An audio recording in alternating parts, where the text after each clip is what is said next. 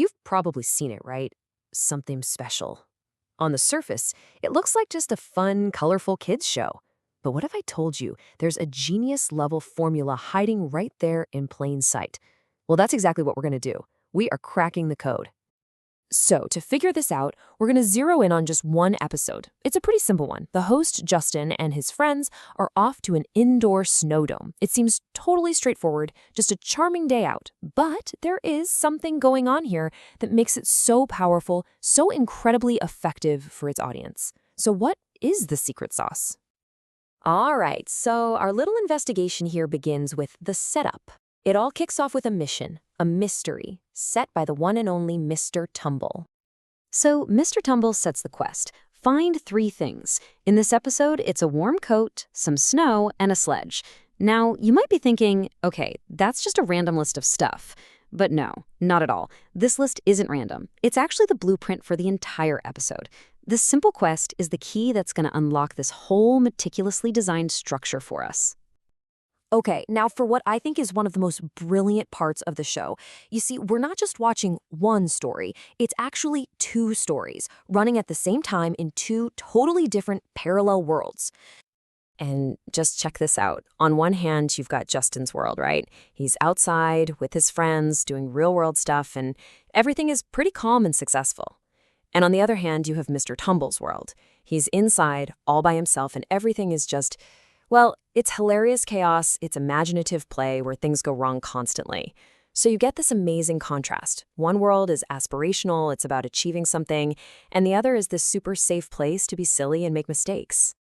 So you've got these 2 totally separate worlds. How do they even connect? Well, it all comes down to one single magical object, the Spotty Bag. It's kind of like a portal sent from Mr. Tumble's world of make-believe right into Justin's real world.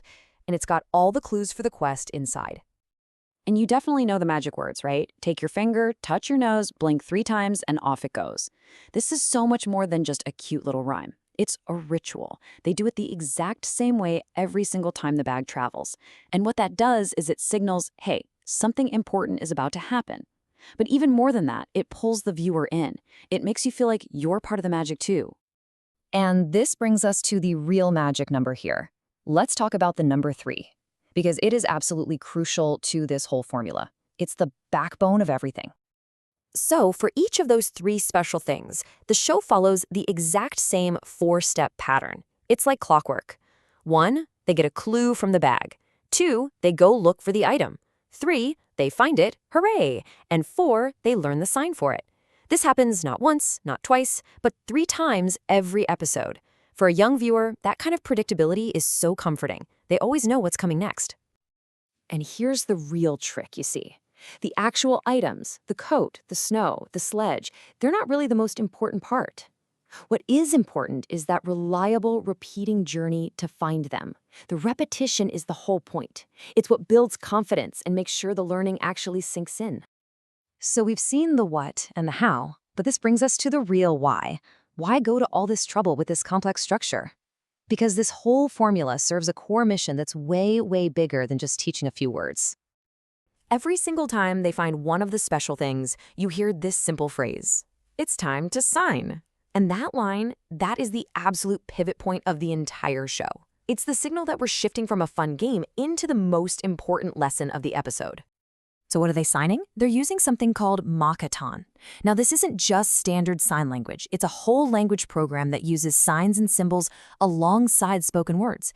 It's specifically designed to support people who have learning or communication difficulties. So this show isn't just entertainment. It's handing kids a vital tool to connect with the world. And you see how it all connects back, right? Each of the key things they find on their quest gets a new sign. The warm coat, the snow, the sledge. Mr. Tumble even throws in a bonus one, snowflake. By tying the new sign directly to the story, to an object they just found, it makes it so much easier to remember. It's learning in context, and that is incredibly powerful. All right, let's put all the pieces together. Let's lay out the complete formula, the Tumble code, cracked, that makes the show work so beautifully. I mean, when you break it down like this, it's pretty incredible, isn't it? You've got the repetition that makes learning stick, the 2 different stories, Justin's success versus Mr. Tumble's hilarious failures, giving you both something to aim for and a safe space to laugh. The signing itself, which is the core mission, and even getting the kids at home to shout out and participate directly. It's a full-on masterclass in educational design, all wrapped up in a fun little adventure. But I really want to zoom in on Mr. Tumble for a second, because his job is so important. His whole purpose is basically to fail. He is there so the viewer can succeed. Everything he tries goes wrong. His magic backfires. His plans fall apart. And that's the point. It makes kids laugh, for sure, but it also takes away all the pressure to get things right on the first try. Here's the perfect example. He says the magic words, abracadabra, abracazoo, wave my wand and make it snow.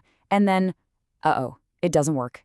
First, his spell makes it sunny. Then it starts to rain. He messes up twice before he finally gets this silly, gentle snow made of foam. And that's beautiful because it celebrates just trying, not being perfect. So, when you boil it all down, what's the big takeaway? The true genius of something special is that it takes this really rigid educational structure and makes it feel like a game. It makes learning feel like a fun, magical story. Every single piece of it is meticulously designed with its audience in mind, to empower, to include, and to educate. And maybe that's the greatest magic of all, isn't it? It's not about waving a wand and making it snow indoors. The real magic is making every single kid watching feel seen, feel included, and feel included. That's the real secret behind something special. And that's what makes a simple show, well, truly powerful.